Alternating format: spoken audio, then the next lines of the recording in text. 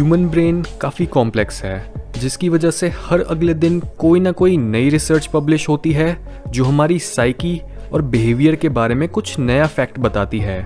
और हम आज ऐसे ही 11 फैक्ट्स के बारे में बात करेंगे, जिसकी मदद से इस वीडियो के ख़त्म होते होते आप अपने बारे में कुछ नई चीज़ें सीख चुके होंगे। नंबर 11, आप जिस तरह से दुनिया को देखते हो ये डिपेंड करता है कि आप किस तरह की मूवीज़ या टीवी शोज़ देखते हो। रिसर्च बताती है कि जो लोग क्राइम, इन्वेस्टिगेशन या डिटेक्टिव वाले टीवी शोज़ या इवन ज़्यादा न्यूज़ देखते हैं, वो लोग दुनिया में होने वाले सीरियस क्राइम को ओवर एस्टिमेट करते हैं। और इस तरह के शोज़ उन्हें ये सोचने पर मजबूर कर सकते हैं कि दुनिया एक काफ़ी डरावनी जगह है और वो उसमें एक विक्टिम है। जबकि जो लोग ज़्यादा कॉमेडी या फैंटेसी पर बेस्ड शोज़ और मूवीज़ देखते हैं, वो दुनिया को ज़्यादा पॉजिटिवली देखते हैं। ये साइकोलॉजिकल फैक्ट इस बात को कंफर्म करता है कि जो कुछ भी मीडिया हम डेली बेसिस पर कंज्यूम करते हैं, वो हमारे वर्ल्ड व्यू को पॉजिटिवली या नेगेटिवली अफेक्ट करने की ताकत रखता है। नंबर 10, हमारी सोच और हमारे दिमाग की चीज़ों को समझने की एबिलिटी हमारे कल्चर पर डिपेंड करती है। सोशल साइकोलॉजिस्ट रिचर्ड निस्बिट ने अपनी book the geography of thought में बताया है कि किस तरह से एशियन कंट्रीज़ के लोगों के मेंटल प्रोसेसेस अलग होते हैं वेस्टर्न कंट्रीज़ के लोगों से। यानी दोनों कल्चर्स की फिलॉसफीज़, सोशल स्ट्रक्चर्स, रिलीजन और एजुकेशनल सिस्टम्स काफ़ी अलग हैं, जस्ट बिकॉज दोनों जगहों पर रहने वाले लोगों को अलग अलग तरह की मुश्किलें झेलनी पड़ती हैं। इसी वजह से एशियन कंट्रीज़ जैसे इंडिया, जापान, कोरिया या चाइना के लोगों की थिंकिंग और प्रॉब्लम्स को सॉल्व करने की अप्रोच ज़्यादा होलिस्टिक होती है और वो अनरिलेटेड दिखने वाली चीज़ों में भी छुपे हुए पैटर्न्स को ढूंढ पाते हैं। जबकि वेस्टर्नर्स की थिंकिंग ज़्यादा एनालिटिकल होती है और वो हर ऑब्जेक्ट को बाकी चीज़ों से अनरिलेटेड और सेपरेट मानते हैं। ऑथर ने बुक में एग्जाम्पल देते हुए बताया है कि कैसे अगर आप वेस्टर्न लोगों को एक फ़ोटो दिखाओ तो चांसेस हैं कि वो उस फोटो में मेन ऑब्जेक्ट पर फोकस करेंगे, जबकि एशियन कल्चर में बड़े हुए लोग फोटो के बैकग्राउंड और उसके कंटेक्स्ट पर फोकस करेंगे कि उस फोटो का ओवरऑल मैसेज क्या है। नंबर 9, हम एक समय पर सिर्फ 150 लोगों के साथ ही क्लोज रिलेशन रख सकते हैं। ये फैक्ट एवोल्यूशनरी एंथ्रोपोलॉजी से निकल कर आता है, जहाँ पर रिसर्चर्स हमेशा से ये जानना चाहते थे कि हर स्पीशीज के सोशल ग्रुप्स में जनरली कितने मेंबर्स होते हैं।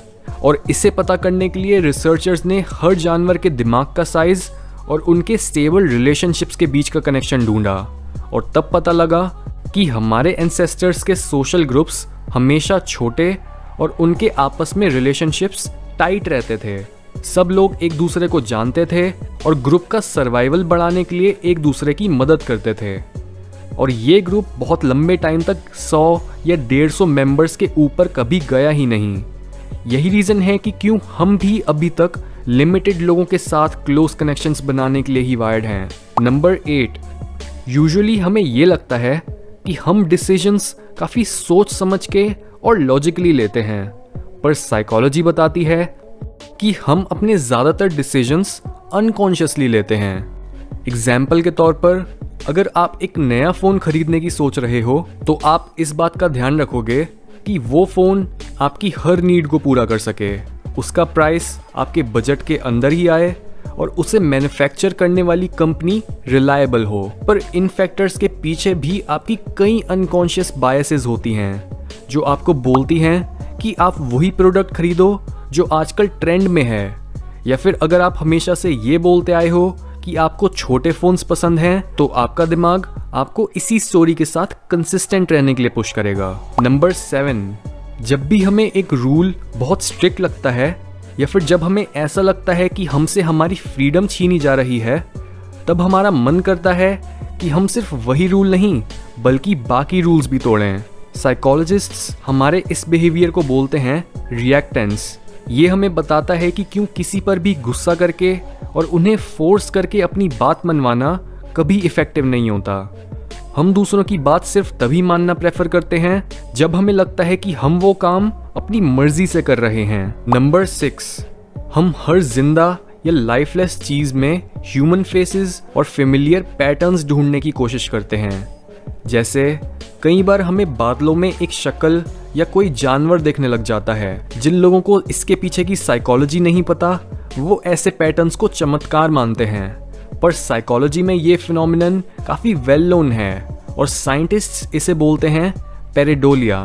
एवोल्यूशन की वजह से हमारा दिमाग कॉन्स्टेंटली अपने एनवायरनमेंट में दूसरे इंसान, जानवर या काम आने वाले औजार ढूंढता रहता है, जिसकी वजह से इनसे मिलते जुलते पैटर्न्स भी हमारे दिमाग को ऐसे सिग्नल देते हैं जैसे हमें असली में कोई इंसान या जानवर दिखा हो। नंबर 5, आपकी सबसे इम्पोर्टेंट और पक्की मेमोरीज गलत हैं। अगर मैं आपसे आपके स्कूल का पहला दिन, आपकी फर्स्ट किस या किसी एक्सीडेंट के बारे में पूछूं, तो चांसेस हैं कि आप झट से उस मेमोरी के बारे में बता दोगे। पर रिसर्च के हिसाब से आपको इन मेमोरीज का ज़्यादातर हिस्सा इनएक्यूरेटली याद है।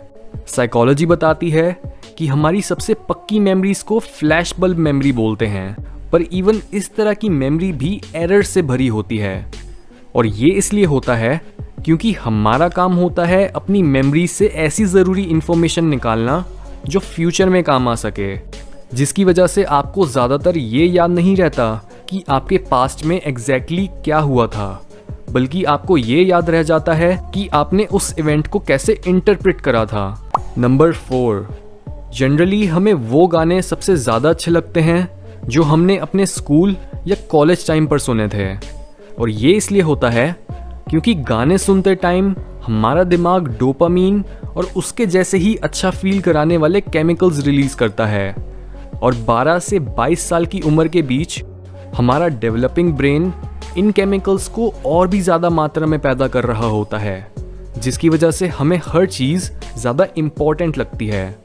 और तभी अपनी लाइफ के इस दौर में हम अपनी म्यूज़िकल मेमोरीज पर काफ़ी ध्यान देते हैं और सालों बाद भी उन्हीं पुराने गानों को पसंद करते हैं। नंबर 3, आप अपने आप को फूड, सेक्स या डेंजर पर अटेंशन पे करने से नहीं रोक सकते।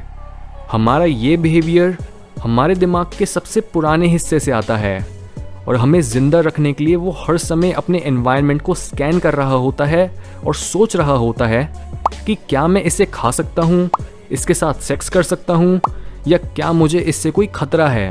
सर्वाइवल के लिए इन क्वेश्चंस के आंसर बहुत मायने रखते हैं, क्योंकि खाने के बिना हम मर जाएंगे, सेक्स के बिना हम अपनी स्पीशीज को आगे नहीं बढ़ा पाएंगे, और अगर हमारी जान खतरे में है तो पहले 2 क्वेश्चंस तो मैटर ही नहीं करते।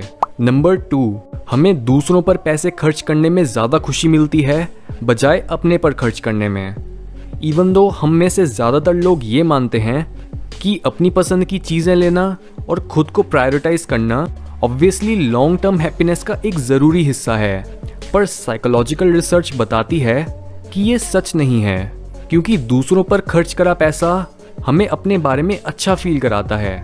हम ऐसे दूसरों के आगे ज़्यादा रिस्पॉन्सिबल और काइंड दिखते हैं, और इसके साथ ही दूसरों की मदद करने से हमारे सोशल रिलेशनशिप्स भी इम्प्रूव होते हैं। और साइंस इस बारे में बिल्कुल क्लियर है कि हमारी लॉन्ग टर्म खुशी के लिए सबसे इम्पॉर्टेंट चीज़ अच्छे रिलेशनशिप्स ही होते हैं, ना कि पैसा या फिर उससे खरीदी हुई चीज़ें।